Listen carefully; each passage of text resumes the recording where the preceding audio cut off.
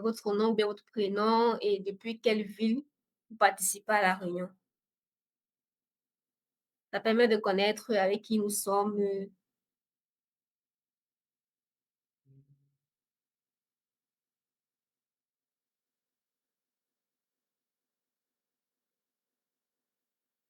Hello, Bernard, je vois Bernard, je vois Ngefa. Si vous pouvez juste le laisser Ouais, dans le ouais. chat, votre Et prénom. Abdoulaye, Cameroun, Douala. Ok. Bienvenue Hervé depuis Douala. Bienvenue Ouais. Abdoulaye depuis Yaoundé. Cyprien depuis Douala. Ah, Cécile c'est depuis sûr. l'Allemagne. Hmm. Ouais. Marilyn depuis Yaoundé.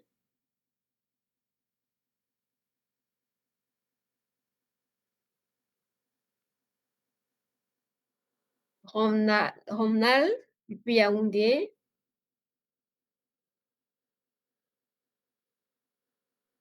Ok, Alex depuis tout Yaoundé. fondé, oui. Et à Gloire depuis la France. Oui. Glory. Glory depuis Hello, la France. Glory. Ouais, ouais. Ok.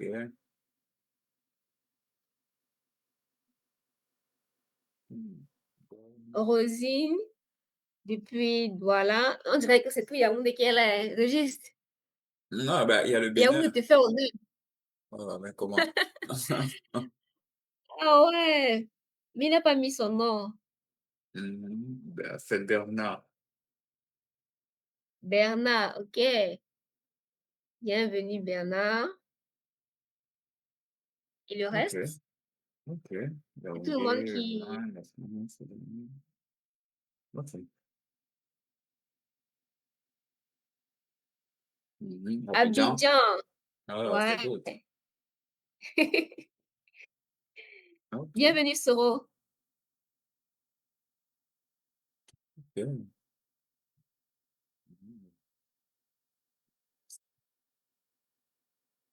Il y a quelqu'un d'autre Mhm. ou bien c'est tout le monde qui... Ah, Je pense que la plupart ont quand même répondu, hein. ok, d'accord. Donc, c'est vrai qu'il fallait mettre aussi votre emoji Pierre. Ça, j'ai oublié de préciser ça, mais bon.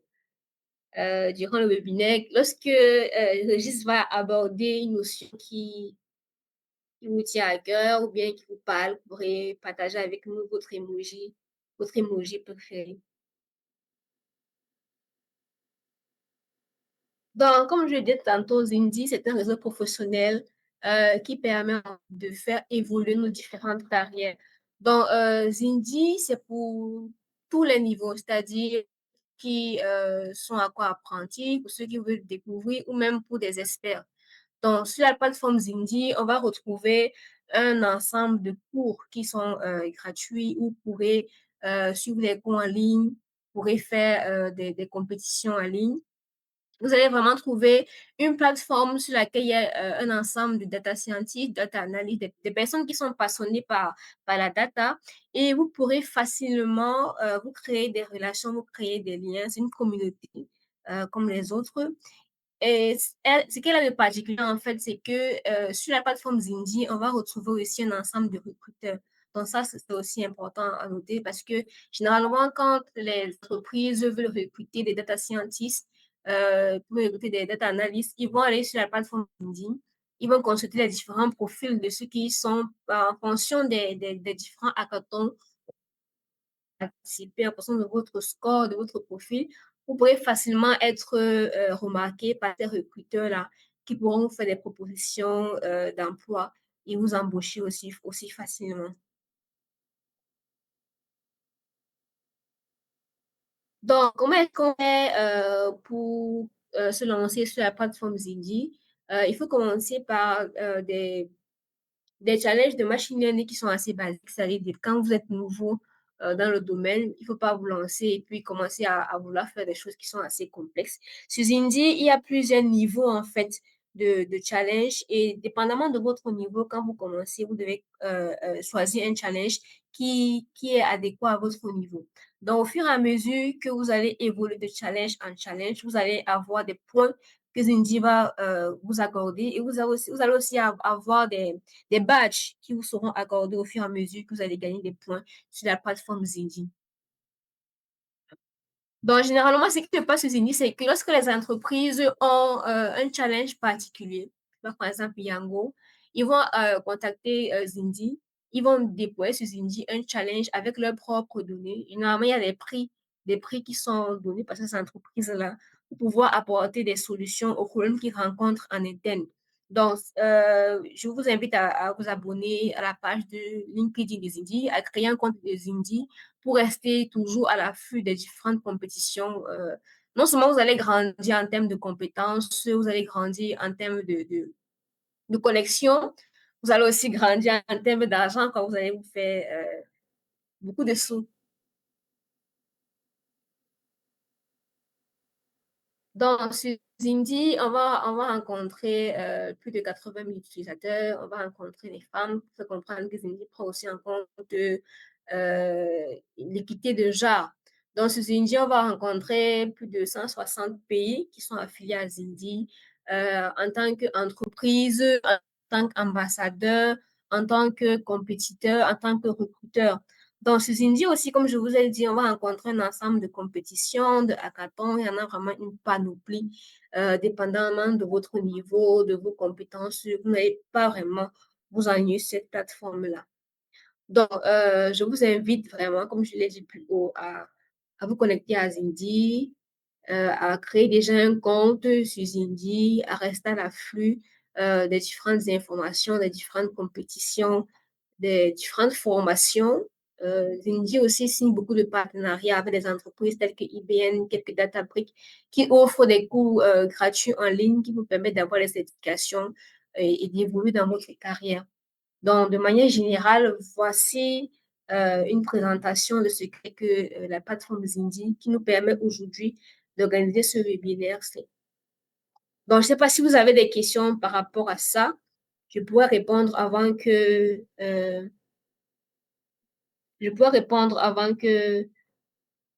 Régis ne puisse prendre la parole. Si vous avez des questions, vous pouvez mettre dans le chat directement, je peux répondre.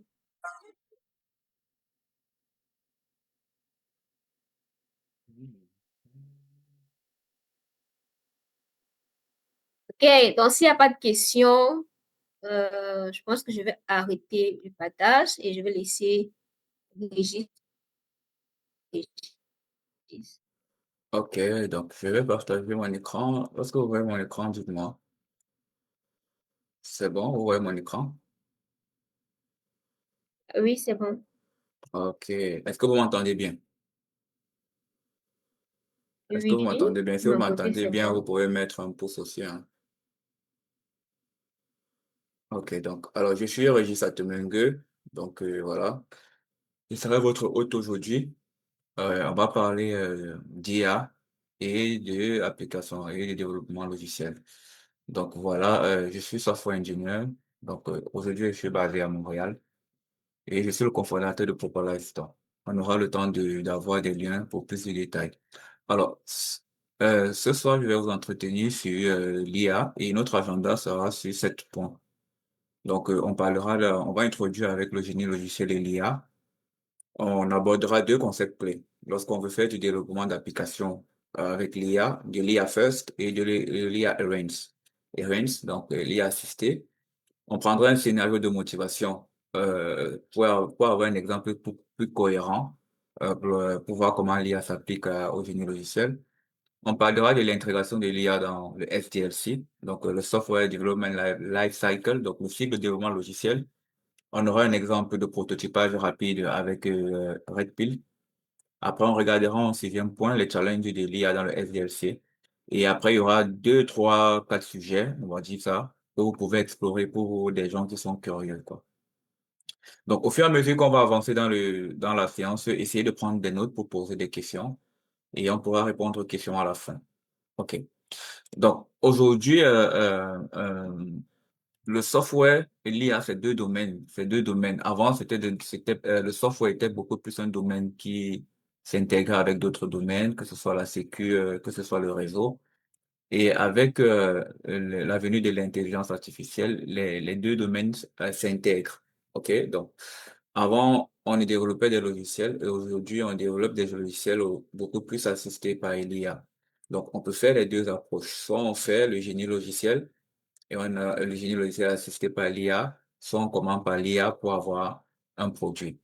Alors, ces deux domaines-ci, comment ça fonctionne? Donc, lorsqu'on est dans le génie informatique, ou bien en général dans l'informatique, les domaines ont des objectifs. Chaque domaine a un objectif précis. Et pour atteindre cet objectif, on peut ramener un autre domaine pour pouvoir aller plus vite ou bien pour pouvoir produire des logiciels de qualité. Donc, le génie logiciel qui est là, lorsqu'on fait du software, l'objectif, c'est de produire des softwares de qualité.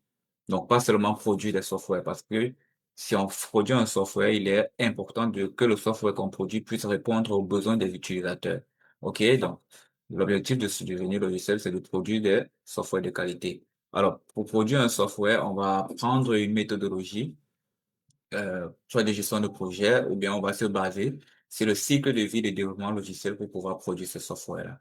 Donc, de façon générale, lorsqu'on fait les études en informatique, on fait du SDLC, qui est le cycle de vie de développement logiciel, qui a plusieurs étapes qu'on utilise pour produire le software. On va du planning, de l'analyse, de la conception, on va implémenter, on va tester et on va déployer.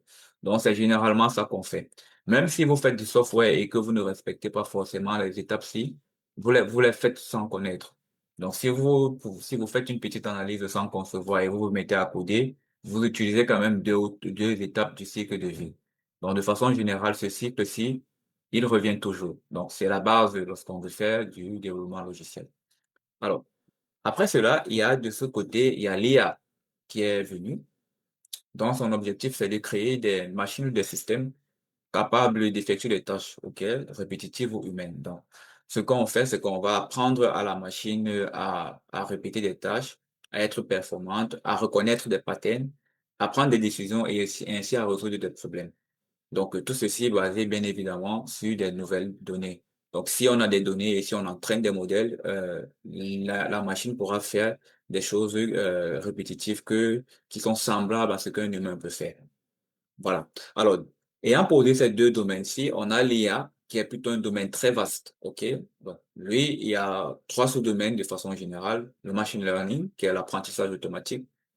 Le NLP, qui est le Natural Language Processing, donc l'apprentissage des langues, la vision assistée par ordinateur. Et dans le machine learning, on a plusieurs autres sous-domaines qu'on peut parler de l'apprentissage supervisé, l'apprentissage non supervisé et le renforcement learning. Alors l'objectif ici, ce n'est pas de parler de ces domaines-ci, mais juste d'avoir un big picture de ces domaines. Parce que lorsqu'on fait du génie logiciel, toutes les technologies qu'on va utiliser, qui vont nous assister dans notre développement, seront forcément basées sur l'un des domaines-ci ou bien sur l'une des techniques-ci. Donc, on verra, on reviendra dessus. Alors, on va donc se poser la question que nous, on est les softwares, on est dans le développement logiciel et lorsque le développement évolue, l'IA a aussi évolué. Aujourd'hui, on va se poser la question comment le génie logiciel intègre l'IA pour créer des applications. On pourrait reposer la question en inverse aussi. Comment l'IA et le génie logiciel s'intègrent. Donc, nous, on va prendre de l'autre côté parce que nous, on est dans le génie logiciel et nous, on aimerait ramener l'IA dans le GL pour pouvoir créer des apps.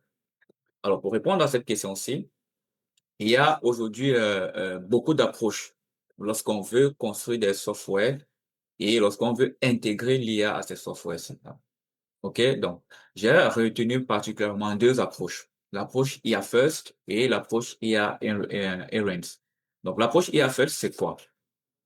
Alors, sur l'approche IA First, on a une solution qu'on veut construire. Donc, si on veut construire cette solution-là, la proposition de la valeur ou les fonctionnalités du produit existant sont basées essentiellement sur une IA.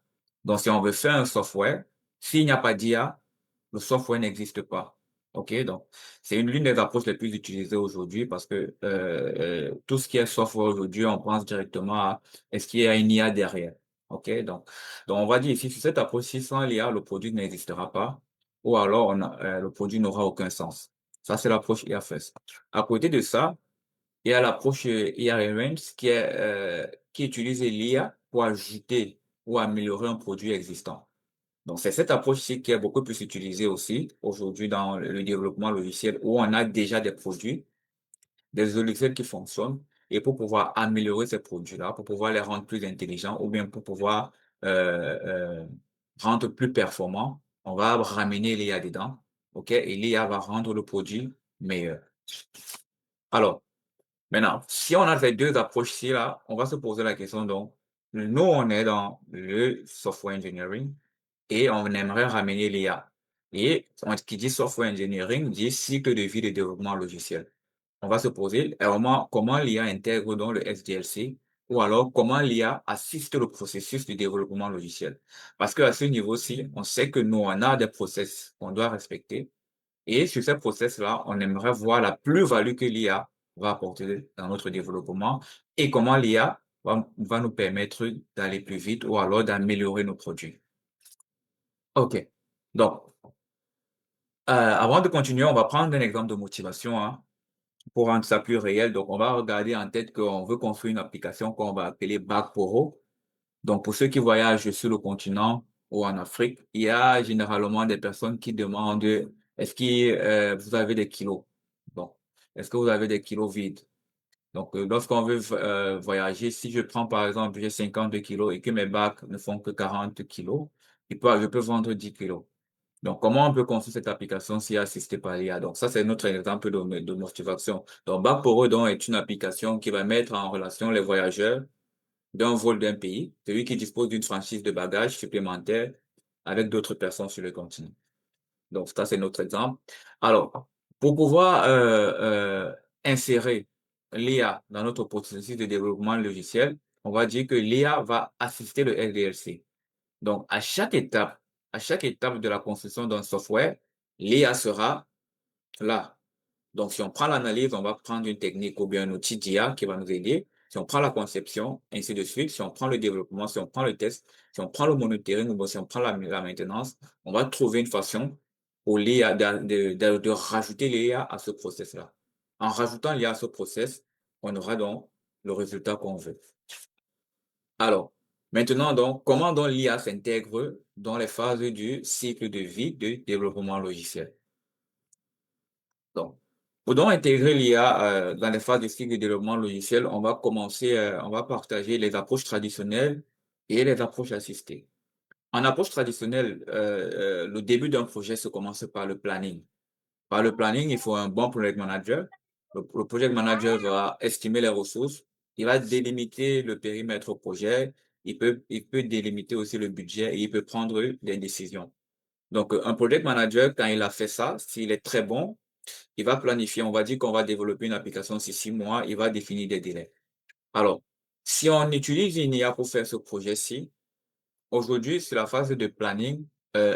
Si on a des données qui a déjà, si on a des données d'un projet précédent qui ressemble au projet qu'on veut construire, l'IA peut nous assister à analyser des données d'un projet passé. Donc, généralement, lorsqu'on fait de la gestion de projet ou bien du suivi de projet, on va utiliser des plateformes comme Jira ou Monday. Et sur cette plateforme-là, il y a tellement de données. Donc, on peut se retrouver à avoir un backup de données similaire à ce projet-là. L'IA va se mettre à analyser les données du projet. L'IA va se mettre à prévoir les risques liés au projet et à optimiser la location des ressources. Donc, si je prends l'exemple de notre projet Back4Ho, où on est sur la phase de planning et qu'on veut développer ce produit-là, on va regarder est-ce qu'il existe des données ou est-ce qu'il existe un projet existant? Est-ce qu'il existe un projet similaire qui a utilisé les mêmes données, qui a utilisé les mêmes fonctionnalités? Donc, sur ça, l'IA, donc, lorsqu'elle va analyser ces données-là, elle pourra identifier les risques potentiels lors de la phase du planning. Ça, c'est de la prédiction. Donc, on va te dire, OK, si tu vas sur cette planification-ci, attends-toi à tel risque. Ça, c'est de la planification assistée par IA. Donc, pour faire de la planification par IA, aujourd'hui, ouais, la plateforme Monday.com et la plateforme Jira sont des outils qui peuvent exploiter l'IA pour analyser les données historiques des projets et fournir des informations. Tout ceci en suivant un bon temps ou estimer des risques. Ça, c'est le cas de la phase de la planification. Alors, pour la deuxième phase du SDLC, c'est l'analyse. Analyser un projet, c'est principalement faire deux choses. Principalement faire une chose, faire du requirement, donc ressortir des besoins. Et on a déjà souvent des besoins fonctionnels et des besoins non fonctionnels. Donc, sur notre projet, sur la phase d'analyse, on pourrait utiliser une approche d'enquête manuelle ou d'entretien des voyageurs pour pouvoir analyser le besoin réel ou avoir, comment dire, le cœur de l'application, le cœur du métier. OK? Donc, un project manager avec une approche traditionnelle, s'il met en place des formulaires, des enquêtes, il peut passer 4 à 6 semaines ou plus pour pouvoir recueillir les informations de cette analyse-là et proposer les fonctionnalités cœur. Donc, avec l'IA, si on assiste, on fait une analyse assistée par IA sur cette partie-ci, on va dire, on peut utiliser le NLP pour traiter les avis sur des sites de voyage. Donc, on peut faire du scrapping, on peut faire du scrapping de commentaires, faire du NLP et avoir des avis. Sur ces avis-là, on peut faire de l'analyse sentimentale pour savoir quel est le réel besoin que les utilisateurs ont besoin, que les utilisateurs veulent pour le projet Back pour vous. OK? Donc, l'IA donc va faire de l'analyse des textes afin de mettre en évidence l'ambiguïté ou les incohérences sur les exigences. Donc, on va prendre un exemple d'une exigence fonctionnelle d'une autre application. Après analyse, on se dit que l'application a besoin d'avoir un paiement sécurisé. Donc, une analyse MLP ou bien une IA va se dire que un paiement sécurisé, c'est ambigu. OK? Donc, l'ambiguïté ici, c'est qu'est-ce que tu définis par sécurité dans ton besoin? Donc, est-ce que c'est la sécurité des données? Est-ce que c'est la sécurité au niveau de l'authentification? Est-ce que c'est la sécurité au niveau du réseau? Donc, il va clarifier le besoin.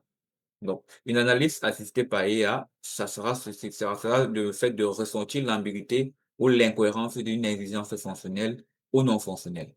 Donc, dans notre cas, aujourd'hui, il y a des outils d'analyse de besoins. Il y a l'outil de IBM Requirement Analysis ou Requirement Analysis IA. Alors, cette partie-ci, il n'y a pas beaucoup d'IA, il n'y a pas beaucoup d'agents IA qui font ce travail. Ce sont les deux que j'ai trouvés. Donc, si vous avez des idées, vous pouvez compléter le site. Donc voilà, pour la partie analyse assistée par IA. Alors, l'une des parties les plus intéressantes lorsqu'on construit des softwares, c'est la conception. Ah, cette partie, je l'aime beaucoup parce que on quitte de la pensée abstraite de l'écriture pour pouvoir matérialiser aussi les diagrammes, les schémas, l'architecture. Donc, cette partie est très passionnante.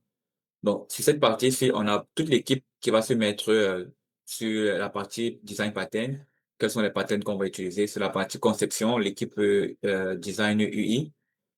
Comment seront les interfaces et la partie architecture logicielle. On peut ajouter d'autres parties au niveau de la conception, hein, conception de base de données. Donc, je n'ai que pris ces trois parties-là. Alors, sur cette partie-ci, si on prend l'architecture, le software architecte à ce niveau-ci, il va simplement définir l'architecture en fonction de l'analyse qui a été faite en amont. OK? Donc, si l'analyse en amont a été faite de façon manuelle, il peut proposer toujours quelque chose de cohérent. Ça va dépendre de son expérience, euh, euh, de son niveau technique aussi, et il peut proposer quelque chose de bien. S'il a fait une analyse, si on a fait une analyse par IA en amont, il peut avoir plus d'ouverture parce que l'analyse en amont peut lui donner, pardon, quelles sont les difficultés qu'il pourra rencontrer lorsqu'il devra concevoir son système. Donc, si on est sur ce schéma-ci de façon assistée par IA, on a des outils qui peuvent nous permettre de faire la sélection d'une architecture assistée. Donc, il y a Amazon Architecture Advisor et Microsoft Azure Machine Learning Studio qui peuvent analyser les besoins. OK? Regardez si ton architecture est mal construite ou bien si ton architecture a des soucis au niveau des patterns que tu devras utiliser. Et ça va te faire des propositions au niveau, de la sécurité, au niveau des composants, au niveau de l'orchestration et aussi pour te voir si ton architecture peut être évolutive. Donc ça, on a des architectures développées ou assistées par IA. Donc, à ce niveau-ci, pour la partie design, il y a des plateformes. Aujourd'hui, Figma, qui est l'une des plateformes les plus utilisées. Il y a Figma AI, ou bien Figma Make, si je ne me trompe pas, qui permet de designer, ou bien de faire une proposition des interfaces UI à l'aide d'un prompt ou UX Pilot. Donc, en termes de démo, si je viens là, si je viens ici, par exemple, là, pour la plateforme Backporo, regardez mon écran. Donc, avec Figma Make, par exemple, après avoir prototypé, résumé là, après avoir prototypé mon concept, j'ai demandé à Figma de me générer un peu les maquettes de cette plateforme ici.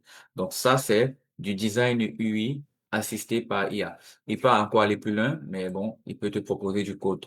Vu qu'il est beaucoup plus entraîné sur JavaScript, il va proposer du code JavaScript. Donc voilà. Juste ici à côté, j'ai aussi UX Pilot qui a prototypé rapidement mon application. Cette interface, c'est l'interface principale de cette application-ci.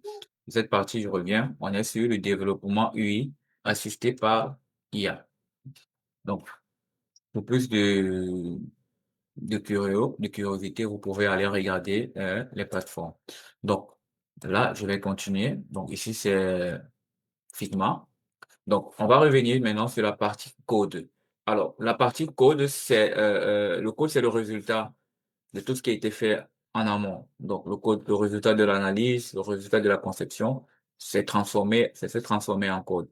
Et lorsqu'on fait de l'IA aujourd'hui, c'est la partie du code est la partie la plus développée. Donc, les IA sont beaucoup plus entraînées dans le code. Donc, vous allez remarquer que sur la partie analyse, bien sur la partie architecture, ou bien la partie conception, il y a beaucoup moins d'argent que sur la partie développement logiciel. Donc, la phase la plus transformée avec l'IA actuellement, c'est la phase code. Et cette phase-ci, il y a énormément de tools, d'outils qu'on peut utiliser pour pouvoir construire des softwares de qualité. Donc, alors, sur cette phase-ci, qu'est-ce qu'on a? On a ici l'IA plus le code. OK? Donc, coder, c'est beaucoup de choses. Il faut déjà avoir des éditeurs de code. OK? Donc, qu'est-ce que l'éditeur de code propose? L'éditeur de code, il va proposer, par exemple, de l'autocomplétion. Si on ajoute de l'IA, il va proposer la génération de code.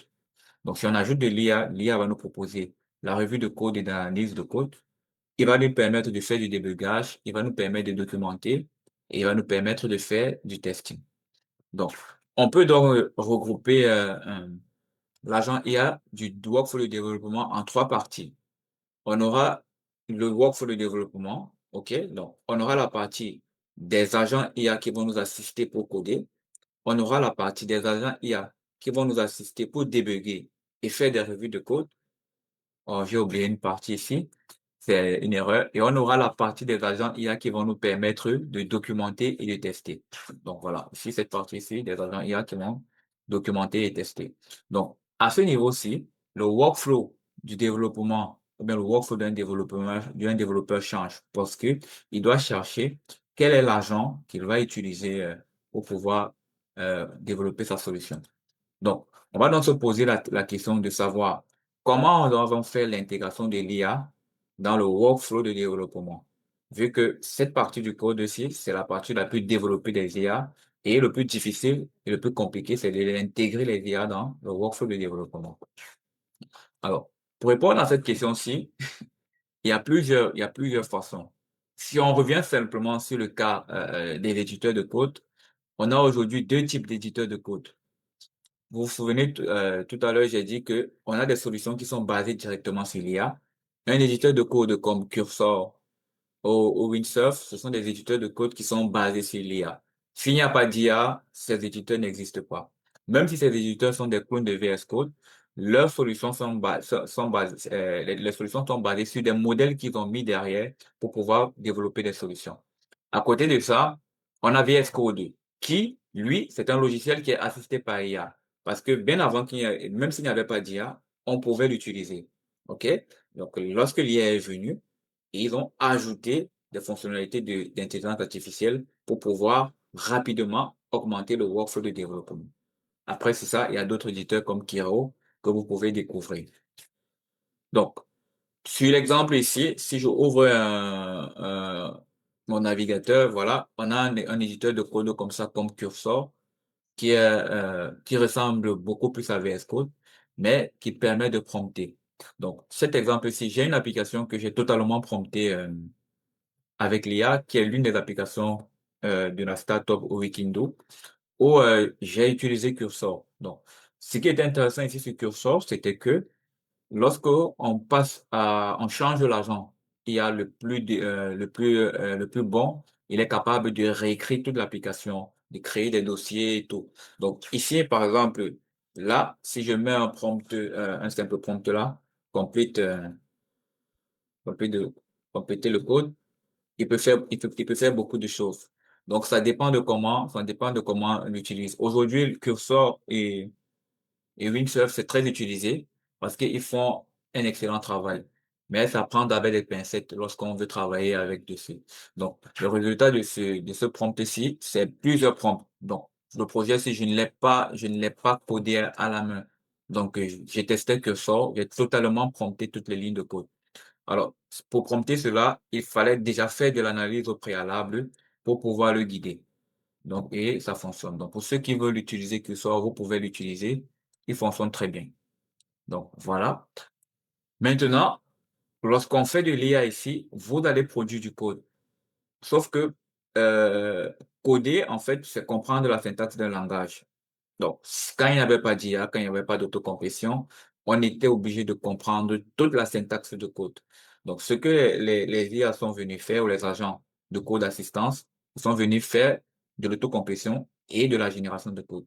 Donc, l'un des meilleurs agents qu'on a lorsque les agents d'IA de code ont commencé à ressortir, c'était GitHub Copilot, qui est totalement gratuit aujourd'hui et qui s'intègre à VS Code. À côté de ça, il y a Tabin, qui est aussi un agent, et Podium. Il y en a beaucoup.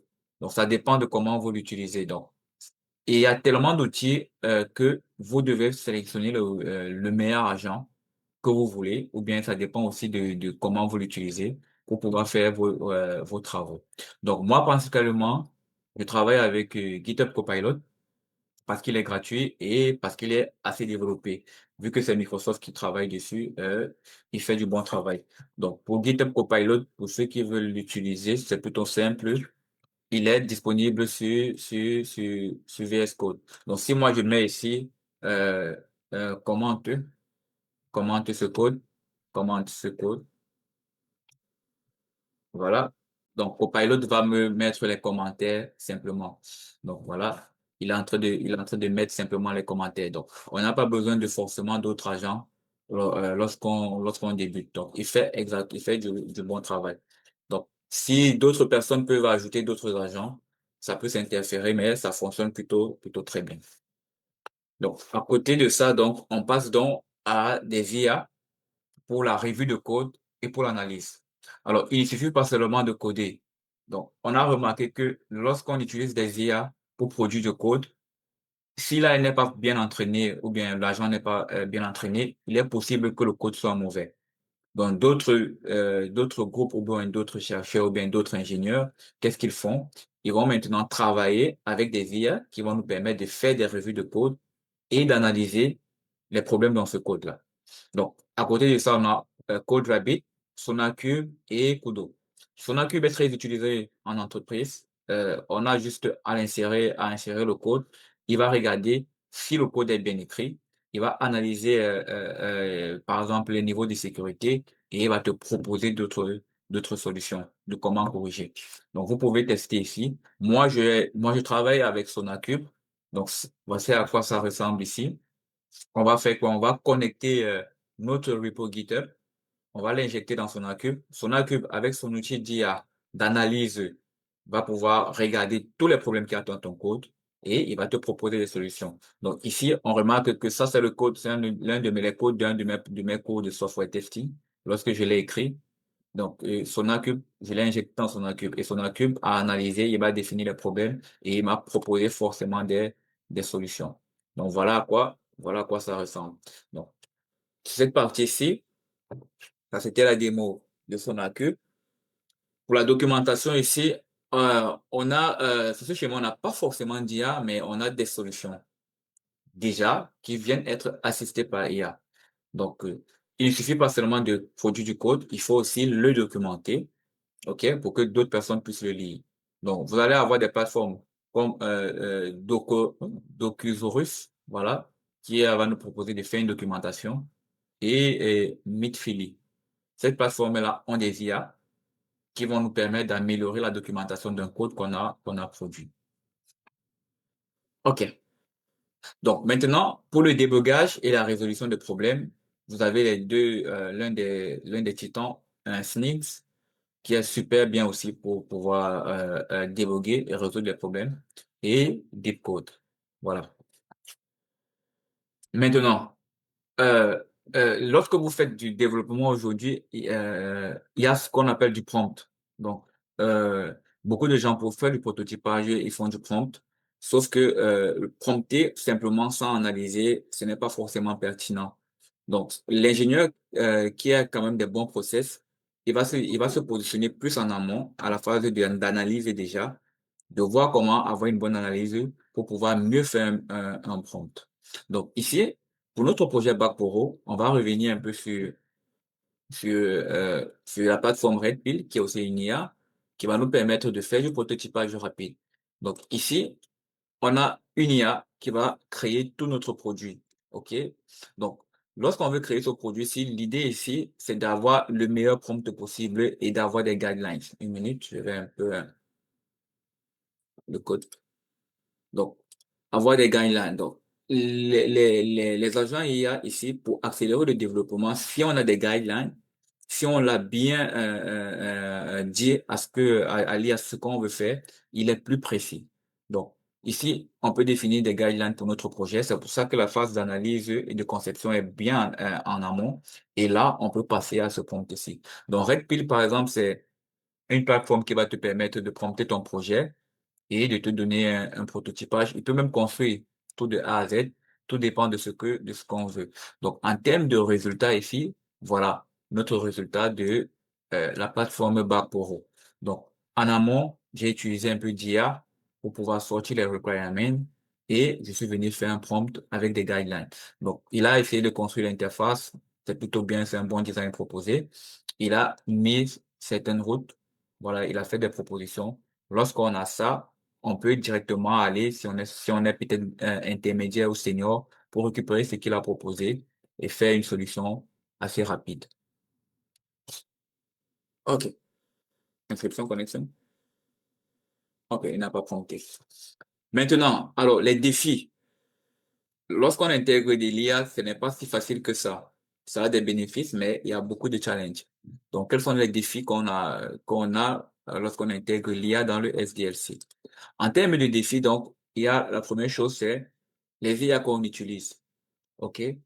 Donc, si une IA n'a pas de la bonne qualité ou bien les données ne sont pas disponibles, le résultat qu'elle va te donner ne sera pas bon. Donc, il est nécessaire d'avoir des données de qualité et que ces données soient disponibles pour que plus l'IA puisse beaucoup s'entraîner. Aujourd'hui, les IA sont beaucoup plus fortes dans le code parce que le code est partout. Donc, ils ont tellement lu de lignes de code que ils sont capables de reproduire les mêmes schémas de code, de comprendre ce que tu veux faire. Donc, ça dit maintenant, si on est, par exemple, au niveau de l'analyse où on a moins d'IA, c'est parce que les IA n'ont pas forcément lu beaucoup de documents d'analyse. On sait que l'analyse, contrairement au code, peut se faire sur papier et tout. Donc, on n'a pas beaucoup de données là. Donc, ça dépend. Maintenant, lorsqu'on a des plateformes qui analysent déjà les besoins, ce que les gens sont en train de faire actuellement, c'est d'entraîner les IA sur ces besoins qui sont déjà sur les plateformes. C'est le cas des plateformes Mondé et Jira. Donc, ici, la complexité de l'intégration d'un modèle. Le développeur, généralement, n'a pas, comment dire, la main à intégrer un modèle dans son processus de développement. C'est pour ça qu'il va aller chercher un agent qui fait le travail. Maintenant, reste à savoir si il a les moyens pour faire récupérer l'argent ou l'utiliser. On sait aujourd'hui que utiliser un agent IA, c'est coûteux. Donc, toutes les IA qui sont proposées, si on a une petite entreprise ou même une moyenne, on n'a pas les coûts, on n'a pas les finances nécessaires pour pouvoir adopter une IA en général. Donc, ça cause problème. Donc, vous allez remarquer que sur cette plateforme ici, par exemple, euh, les coûts, j'ai des coûts qui sont déjà, alors, on me donne un nombre de prompteurs. Donc, si je ne peux pas prompter, si je prompte 5 fois, c'est bon. Je suis obligé de passer à la caisse ou de payer. Donc ça, ce sont les coûts. L'autre problème, c'est la difficulté d'intégration dans les systèmes legacy. Les systèmes legacy, ce sont des systèmes existants. Donc, avant l'IA, il y a des softwares. OK? Maintenant, les softwares sont là. Comment on met l'IA dans les softwares? Ça devient compliqué parce que ces softwares-là proposaient déjà autre chose. Vu que les entreprises veulent maintenant intégrer le legacy dans les softwares, il faut des bonnes personnes pour pouvoir faire de l'intégration, pour avoir des solutions compétentes. Et un autre point, c'est le biais dans les algorithmes d'IA. Donc, les biais sont causés par des mauvais traitements ou bien des mauvais apprentissages. Donc, les modèles, lorsqu'ils sont mal entraînés avec des mauvaises données, forcément, le modèle de l'algorithme IA ne sera pas bon et on aura des mauvais résultats si on utilise ces données-là. Alors, maintenant, on est presque à la fin. Les sujets à explorer aujourd'hui lorsqu'on fait de l'IA dans le SDLC. Aujourd'hui, cette semaine, j'ai beaucoup entendu parler de Agentic IA. Il faut regarder, à Montréal, il y a tellement de startups en IA et la plupart des produits sur lesquels les startups travaillent, c'est de l'IA agentique. Donc, pour ceux qui le sont curieux, allez regarder. Donc, ici, on s'intéresse aussi beaucoup plus à la construction des agents IA. Comment construire son propre agent, comment intégrer son agent dans le workflow de développement, comment améliorer son agent. Ça, ce sont des sujets importants. Il y a maintenant l'intégration du ML dans le SDLC. Lorsqu'on intègre l'IA dans le ML, c'est trop vaste. Donc, on va pas forcément intégrer tout l'IA en fait. Donc, on est capable de prendre les modèles d'apprentissage automatique et les intégrer directement dans le LDFC. Donc, si on est sur une phase du projet qui nécessite une technique d'apprentissage de renforcement, ça serait plus intéressant d'intégrer cette technique-là dans le SDLC que d'intégrer toute une IA qui est déjà prédéfinie. Donc, les autres sujets, c'est les IA, les plateformes de cloud IA qui sont très utilisées aujourd'hui, surtout dans le process de développement. Les entreprises qui ont de l'argent utilisent ces plateformes-là pour améliorer leur process. Et le dernier point, c'est le IA driven. Donc, pour ceux qui sont spécifiques au front-end ou au back-end, l'intérêt ici, c'est de voir comment l'IA peut améliorer la partie front-end. Quels sont les agents que je peux utiliser? Si j'ai un workflow de développement côté front-end, comment j'intègre l'IA? Comment l'IA va m'éditer? Et ainsi pour le back-end. Donc voilà. Alors, je ne sais pas si j'étais rapide ou pas. Je suis arrivé à la fin de la présentation. Je pense qu'elle a été plutôt rapide. Donc, vous avez mes différents canaux. Régis Atumengue sur Twitter, sur YouTube, sur TikTok et sur mon site web et sur Udemy où il y a quelques cours où je parle de software testing et de développement logiciel. Merci.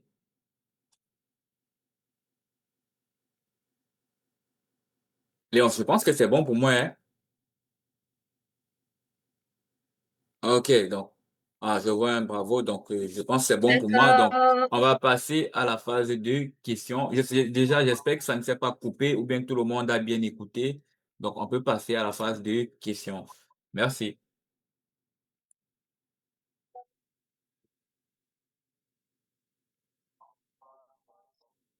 Ok, donc on va prendre les questions dans le chat. Ok, donc vous pouvez laisser les questions dans le chat et on va répondre aux questions. Bon, pour ceux qui ont des questions. D'accord. Juste en attendant que les participants puissent laisser leurs questions, moi j'ai quelques questions pour toi, hein. Oui, bien sûr. Donc, moi j'aimerais bien savoir qu'est-ce qui t'a inspiré à explorer l'intelligence artificielle dans le développement d'applications Ok. et comment est-ce que tu vois son impact sur la transformation numérique en Afrique Euh, particulièrement?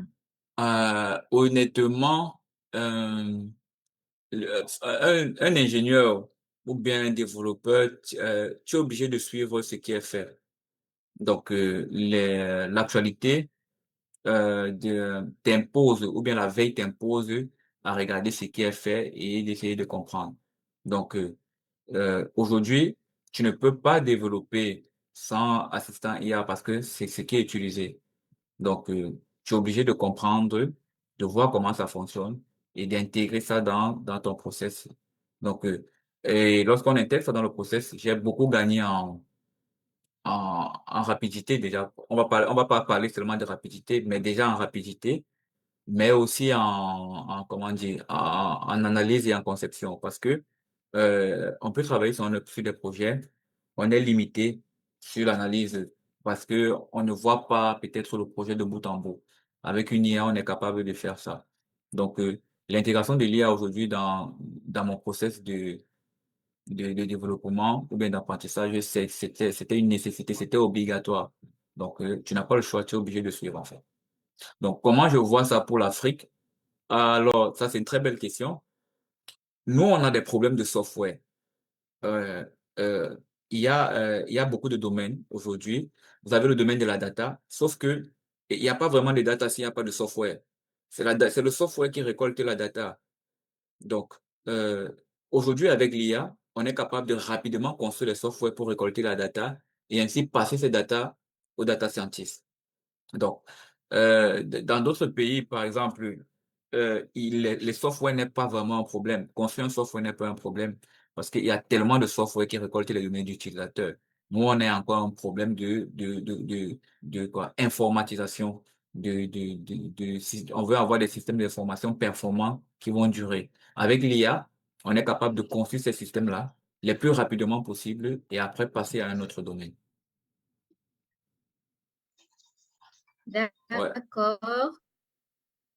Donc, euh, pour essayer un peu de résumer un peu ce que tu as dit, concrètement, Oui. comment est-ce qu'un développeur peut intégrer les outils d'IA ou les modèles d'IA dans le processus de développement classique d'une Le principe de application? développement. Ok, comment il peut le faire? Ça De- dépend de où ça dépend de où il est situé. Donc, je vais revenir ici sur le slide. Ça va dépendre de où il est situé. Donc, généralement, le développeur, lui, il est situé à la phase de code. Donc, ça veut dire que préalablement, on a fait du planning, on a fait de la, on a fait de la conception. Donc, le développeur est situé ici, tu vois, ou la partie code. Donc, préalablement, on a fait de l'analyse, on a fait de la construction. Lorsqu'il est situé ici, donc, il va se poser, il va revenir là. Donc, il va se dire, OK, moi, je fais du code. J'ai déjà un produit qui est analysé, une minute. Il va te dire, moi, je fais du code. J'ai un produit qui est analysé. Il va regarder, OK, dans mon workflow de développement, qu'est-ce que j'ai? Quel est mon éditeur de code que je vais utiliser? Lorsque je prends l'éditeur de code, il va regarder quels sont les agents IA que je peux utiliser pour faire de l'autocomplétion, pour faire de la génération rapide. Il va regarder quels sont les agents IA que je peux utiliser pour la revue de code ou pour l'analyse de mon code. Il va regarder quels sont les agents IA que je vais débugger et je vais tester. Tout ça, ces agents IA, là, on sait que le développeur, son dashboard principal, c'est son éditeur de code. Donc, ce qu'il va faire, c'est juste ajouter ces agents IA-là derrière. Ou plus encore, peut-être connecter un modèle derrière, s'il est plutôt quelqu'un qui connaît intégrer des modèles dans son process. Donc, ça dépend de lui.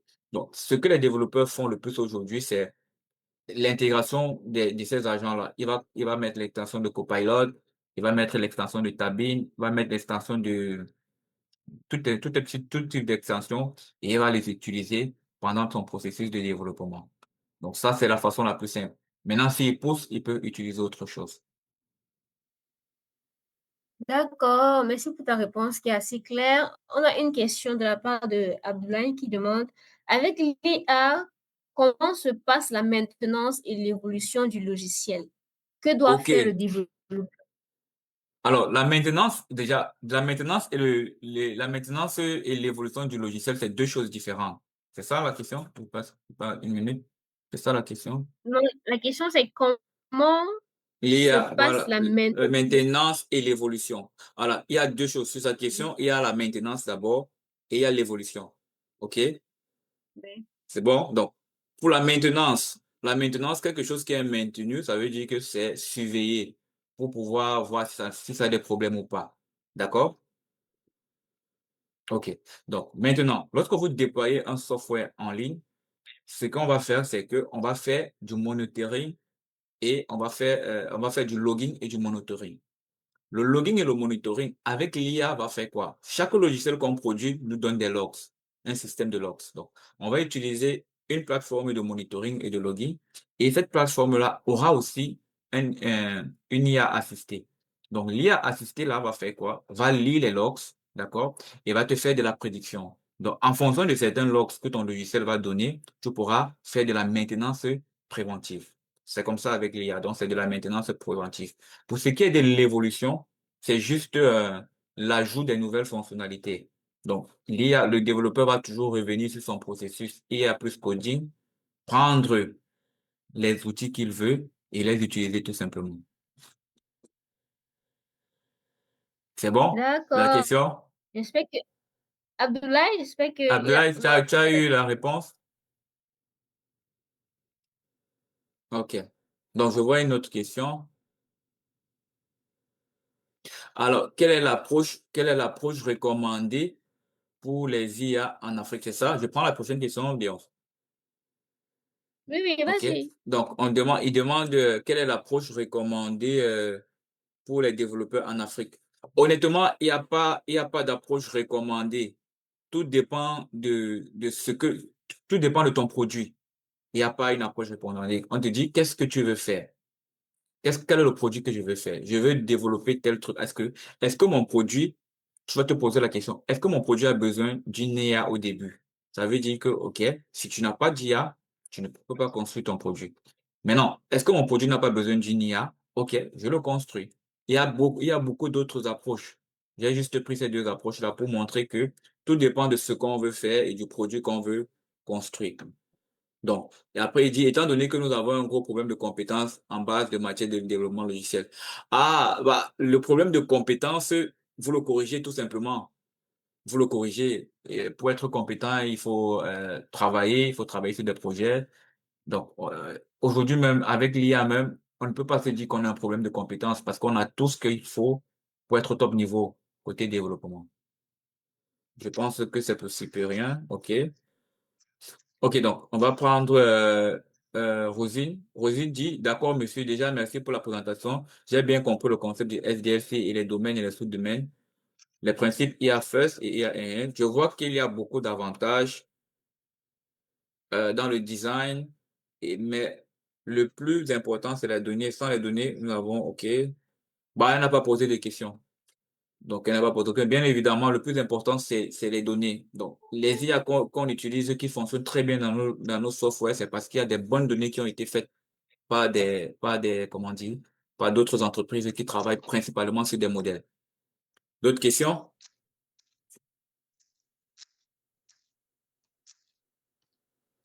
Bon, s'il y en a pas, moi, je vais continuer avec ma série de questions en attendant Ok, que ok, bien euh, sûr, les questions arrivent. bien sûr. Donc, Régis, tu es cofondateur de Propelai, c'est ça? Oui, oui, Wikindo. Ou... oui, Donc, Popularize et j'aimerais bien savoir, Wikindo. Oui. oui. Là, c'est quoi Propelai? Tu ne m'as pas présenté, hein. Tu t'es juste présenté, tu m'as parlé de Propelai, tu m'as présenté Wikindo. Propalize, c'est une agence de développement qui a été créée en 2020. Oui, donc on fait du software. C'est tout simplement ça. Donc, pour une agence de développement qui a été créée en 2020, on fait du software. Donc, si on a un client et qu'on veut développer une solution, il vient, on travaille avec lui sur son analyse, la conception, on développe le produit, tout simplement. Wikindo, D'accord. voilà. Je prends pour Wikindo. Vas-y, vas-y. Alors, Wikindo, c'est une start-up qui fait dans la santé. Donc, l'idée de base, c'est quoi? C'est d'avoir une marketplace pour pouvoir, une minute, ça sera mieux expliqué avec un exemple. Donc, c'est une marketplace c'est une startup qui est comme une marketplace d'hôpitaux. Donc, si je recherche, par exemple, un hôpital à Yaoundé et que je veux voir les différents services au Cameroun que j'offre, je peux passer par Wikindo, je peux avoir un spécialiste. Donc, on va résumer, on veut créer un réseau social de santé. Donc, un réseau social de santé un peu plus différent de d'autres plateformes qui font de la e-santé, mais beaucoup plus un réseau social de santé où on va fédérer toutes les structures sanitaires et pour chaque structure sanitaire, on va pouvoir montrer les services qu'on donne. Donc, en termes de démo, voilà à quoi ressemble Wikindo. Donc, si je viens par exemple sur une structure sanitaire et que je clique sur la structure sanitaire, je peux voir les différents services que la structure sanitaire propose. Je sais pas si je me suis bien expliqué sur cette question-là. Allô? Oui, oui, c'est bon. Bon, Oui, oui, je ok. suis. Oui, je te suis. D'accord. Je pense que dans le chat, il y a une autre question là. Ok, une minute. Alors, dans le chat, on dit, monsieur, ma question portait sur les datasets africains. Ah, ok, Juste je vais avant, revenir. je crois que c'est Nadjaman Soro. Oui, Juste ok. avant. J'aimerais savoir pour les développeurs débutants, est-ce que c'est une bonne approche d'utiliser les outils d'IA dans le... Honnêtement, je vais dire oui et non. OK? Pour les développeurs débutants, je vais dire oui et non. Pourquoi? Parce que coder, coder, c'est apprendre la syntaxe d'un langage. D'accord? Coder. Quand on dit que quelqu'un code, c'est apprendre la syntaxe d'un langage. Après, bien évidemment, il faut des bases d'algorithmique. Mais lorsqu'on écrit du code dans un langage, c'est apprendre la syntaxe. Donc, ceux qui codent mieux aujourd'hui, c'est parce que avant, lorsqu'ils codaient, ils n'avaient pas l'autocomplétion. Donc, ils étaient obligés de prendre l'algorithmique et comprendre la syntaxe du langage. Et chaque langage de programmation a sa spécificité. Donc, du coup, il pouvait, comment dire, il pouvait mieux évoluer. Avec l'IA maintenant, qui est peut-être venu avec l'autocomplétion et les autres outils, il va plus vite parce que si l'IA propose quelque chose qu'il ne comprend pas, il est capable de dire que, OK, je ne comprends pas ça parce qu'il connaît. Donc, ça, c'est la réponse non pour un débutant. Il faut apprendre la syntaxe. Maintenant, pour un débutant, lui, le débutant peut utiliser l'IA pour l'accompagner, mais il ne devrait pas abuser. OK? Parce que lorsque l'IA te propose un raisonnement, tu essaies de le comparer avec ce que tu fais. Donc, c'est une question qu'on peut dire oui ou non. Donc, ça peut te faciliter d'aller plus vite dans l'apprentissage. C'est comme aussi ça peut te rendre paresseux ou bien tu ne comprends rien. Donc, c'est à toi de voir, de juger le pour le contre. Mais moi, je recommande, lorsqu'on débute, si on veut vraiment coder, on désactive les agents, on essaie de travailler, même si après, on va les activer plus tard. OK. L'autre question, les datasets africains, c'est les problèmes déjà des systèmes d'information qui ne sont pas informatisés et voilà, de la récolte de données. Mais c'est un problème qui est résolu par les chercheurs. En Afrique, il y a déjà beaucoup de datasets. Au Sénégal, par exemple, il y a des datasets. Ils travaillent sur des très bons produits. Comment faire évoluer un développeur ordinaire en développeur IA?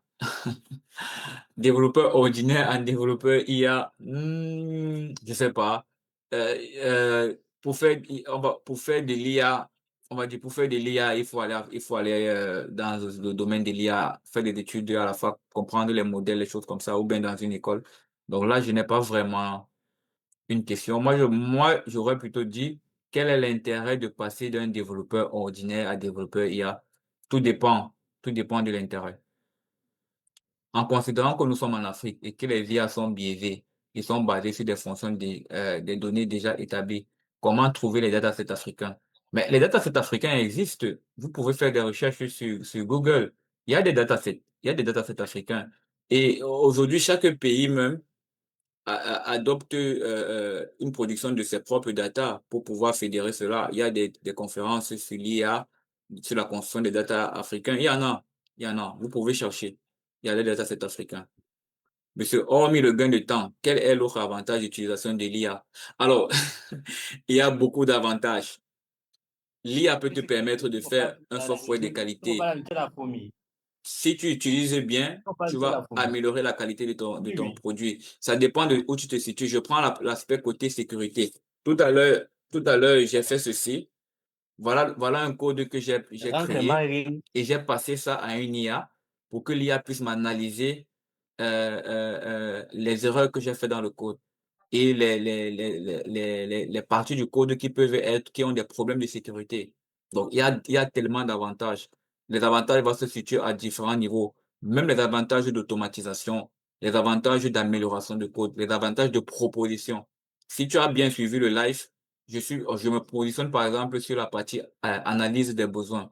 Les besoins qui sont définis de façon ambiguë, l'IA peut nous redéfinir un besoin de la manière la plus claire possible pour comprendre quel est le cœur du projet.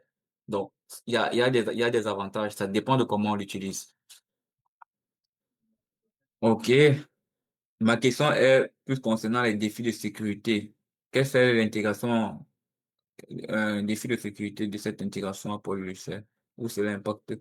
Les défis de sécurité, ce domaine-là, on le parle tout le temps que le code qui est produit avec une IA n'est pas forcément un code qui est sécurisé, même s'il est parfois bon. Donc, on préconise aux développeurs d'évaluer le code parce que le travail que le développeur fait aujourd'hui, c'est beaucoup plus la lecture, puisqu'il va guider l'IA pour produire son software. Il va lire, il va regarder si c'est bon, si c'est pas bon. Il va donner des recommandations. Ça n'impacte pas forcément le cycle de vie. Ça impacte la solution. Le cycle de vie reste standard. Il peut changer, mais ça impacte la solution. Donc, si ton système n'est pas sécurisé, c'est ta solution qui est impactée. Ce n'est pas le cycle de vie qui est impacté. Donc, on va prendre la question de Rosine. Monsieur, l'IA est vraiment venu faciliter la vie de tous. Vous pensez que dans le futur, avec le déploiement des IA fortes et génératives, pensez-vous que plus tard, les cellules de développeurs comme nous passeront? Ça passe, oui. Les juniors passent déjà. Donc, c'est clair que si on est développeur junior, l'IA ils ont même déjà commencé à licencier lorsqu'on est junior. Donc, ce qu'on fait, c'est que on essaie de se mettre à jour. Donc, c'est beaucoup plus ceux qui vont avoir un niveau quand même qui est bon et comment utiliser l'IA qui seront les plus utilisés parce que il va toujours falloir des gens qui utilisent l'IA. Donc, les développeurs ne vont pas passer, c'est ceux qui ne maîtrisent pas l'IA qui passeront. D'autres questions?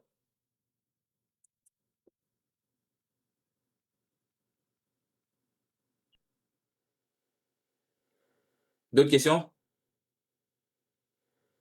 Il n'y a plus de Donc, questions? apparemment, il y a plus de questions. Il y a le salaire et le salaire minimum. Le salaire minimum de quoi? D'un développeur, quoi. D'un développeur. Mais Ouais, j'imagine. ça dépend de plusieurs paramètres, de où il est situé, de ses technologies, de son niveau d'expérience. Euh, voilà, si on prend seulement les trois là, de où il est situé, les technologies qu'il utilise et son niveau d'expérience, ça dépend. Ça dépend. Même son domaine de compétences même. Ceux qui développent dans l'IA, peut-être ont plus d'argent que ceux qui développent dans le logiciel simplement. Bon, ça dépend. Monsieur, lorsqu'on crée un produit tel que Wikindo, quels sont les moyens de le monétiser? Bah, la monétisation, ça dépend du business model. Si je prends le cas du business model de Mikundi, je peux faire un week. Donc, le business model, on peut dire que le business model est peut-être sur les structures sanitaires. Vu que chaque structure sanitaire, grâce à la plateforme euh, fait la promotion de ses services, de la qualité de ses services, ils peuvent prendre un abonnement mensuel pour nous payer. Donc, il y en a tellement de structures sanitaires, donc ça peut dépendre. Ça dépend du business model. Donc, nous, on peut monétiser sur chaque structure peut nous dire OK, on vous donne 5 000 chaque mois par abonnement pour que vous puissiez passer les informations, communiquer sur nos produits, communiquer sur ce qu'on fait partager la partie réseau social. Donc, ça dépend du business model. OK, d'autres questions?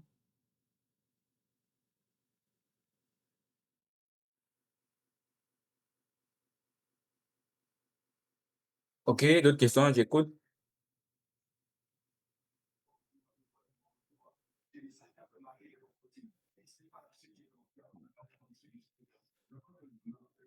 Comment expliquez-vous le fait que même pour un grand développeur d'IA, sont perçus comme, sont, un grand développeur d'IA, l'IA est perçu comme une boîte, un grand développeur, l'IA est perçu comme une boîte noire. Je ne comprends pas bien la question, mais Régis, s'il te plaît, Régis, s'il oui, te plaît, tu peux revenir sur ta première diapo, je te coupe pas, s'il te plaît. OK. OK, La première, il y a ouais. une question, il y a une question qui est posée il dit, ici, je viens à quel niveau? La toute première. La toute première. Oui, la toute première. OK. Ici? Non, la toute première, la première. Il y a ta photo et tout. OK, ici. Ouais. C'est bon? Non, La dernière? vas-y. Ça, ok. Ok. Oui, tu avais une question ici? Non, c'est bon, vas-y, réponds à la question la question qui a été posée là. Ah, ok. La question qui a été posée, il demandait d'expliquer comment même pour un grand développeur, l'IA est perçu comme une boîte noire. Hmm. Déjà, mais le développeur, lui, il utilise seulement. S'il veut comprendre comment l'IA fonctionne, il doit, comment dire, aller comprendre les domaines de l'IA, regarder les techniques qui sont utilisées pour construire forcément les modèles. C'est normal que ce soit perçu comme une boîte noire. Mais pour un ingénieur IA, il ne sera pas perçu comme une boîte noire. Pourquoi? Parce que c'est quelqu'un qui est capable de créer des modèles et tout. Donc la question vraiment, c'est normal. C'est normal qu'on ne comprenne pas. C'est normal. Pour un développeur, c'est normal. S'il ne s'est pas intéressé à l'IA, s'il ne s'est pas intéressé à comment on construit un modèle, comment le modèle est entraîné, comment les données sont récupérées dans le modèle, voilà, comment corriger le modèle, c'est tout à fait normal que ce soit une boîte noire.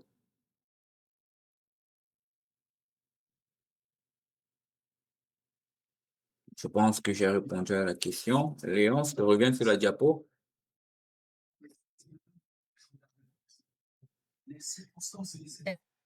Merci.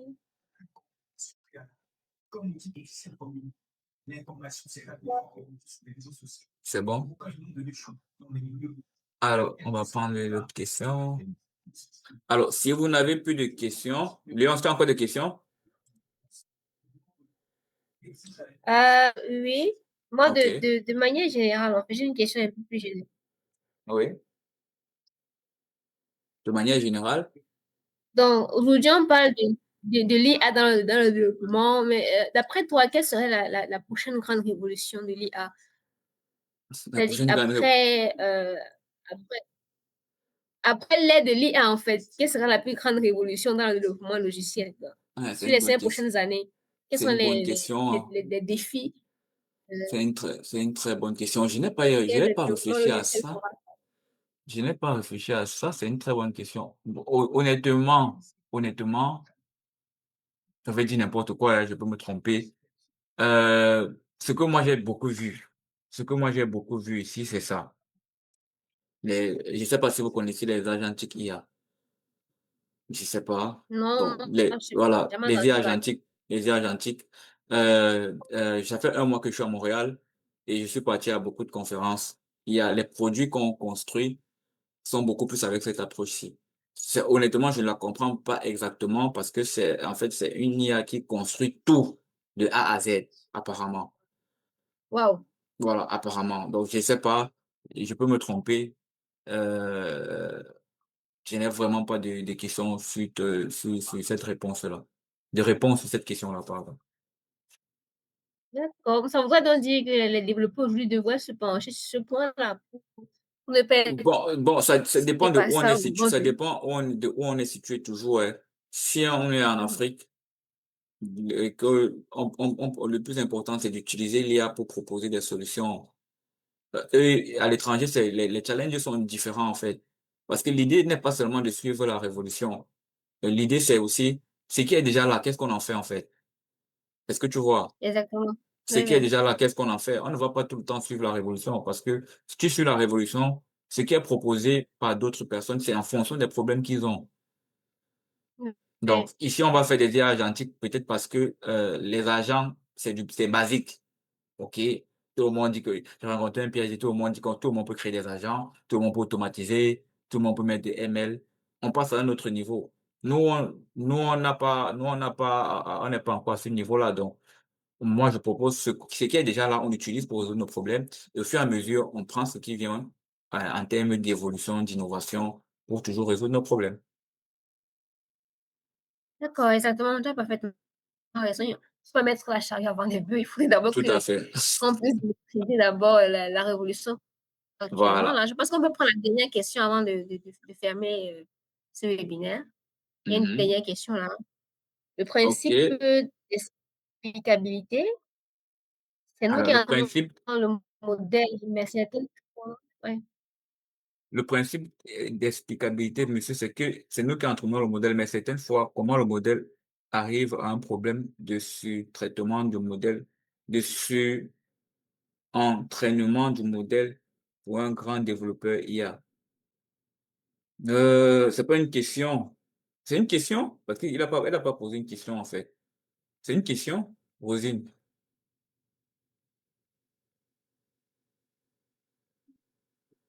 Il faudrait que ce soit une question. Parce que je sais que les modèles, c'est une question, comment arriver au problème de surentraînement du modèle pour un grand développeur d'IA?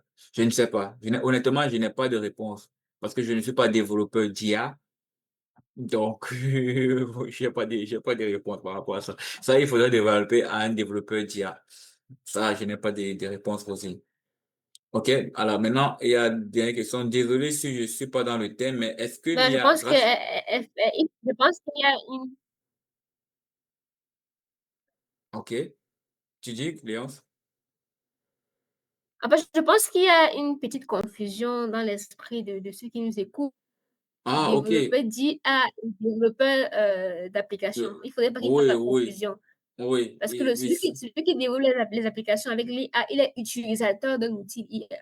Il n'est pas oui, développeur de l'outil en lui-même. Donc, je pense exactement. qu'il faut essayer d'être clair sur ce point-là. Nous, ici, on parle de comment est-ce que on peut développer un logiciel en utilisant l'intelligence artificielle.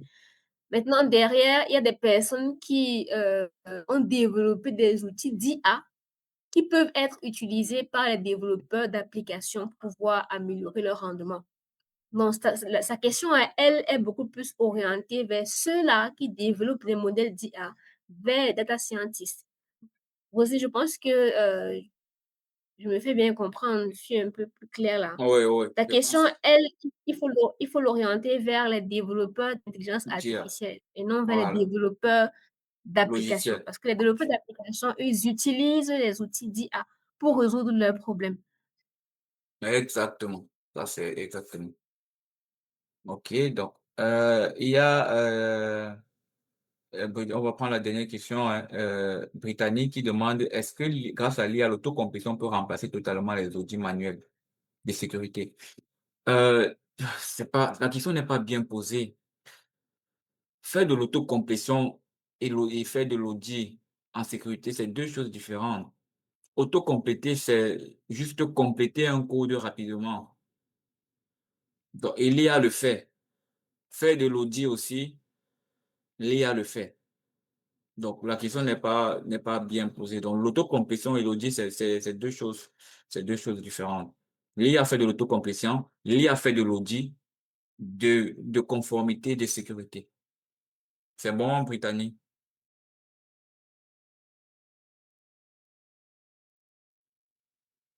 Donc, Régis, je pense que nous sommes arrivés au thème du webinaire. On a fait plus d'une heure de temps.